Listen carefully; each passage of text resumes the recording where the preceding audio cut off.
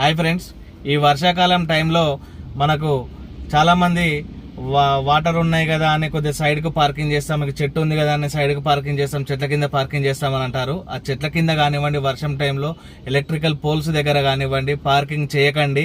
ఎందుకంటే ఒకవేళ short circuit అయ్యి కేబుల్ అన్న వాటర్లో పడినా కానివ్వండి, అదేవిధంగా ఎలక్ట్రికల్ పోల్ పిడుగుబడి మీద పడినా కానివ్వండి, మన కార్కు షార్ట్ సర్క్యూట్ అయ్యి మంటలు చెలరేగే ఛాన్స్ ఉంటుంది.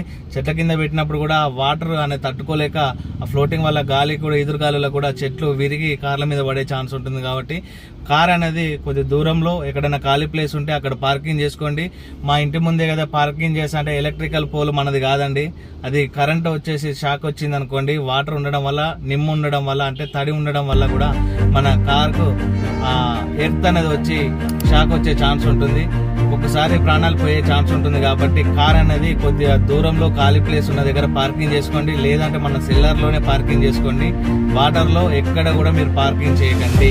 బయటికి వచ్చేటప్పుడు మ్యాన్ హోల్స్ ఓపెన్ అయి ఉంటాయి. ఈ వర్షాకాలం టైంలో చాలా జాగ్రత్తగా వెళ్ళడానికి ట్రై చేయండి.